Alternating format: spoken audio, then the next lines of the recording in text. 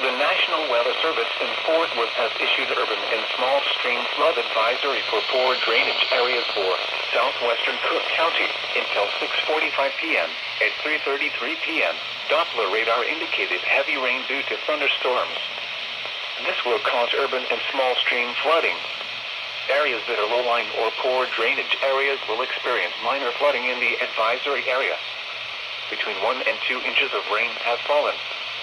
Some locations that will experience flooding include Gainesville, Munster, Lindsay, and Valley View.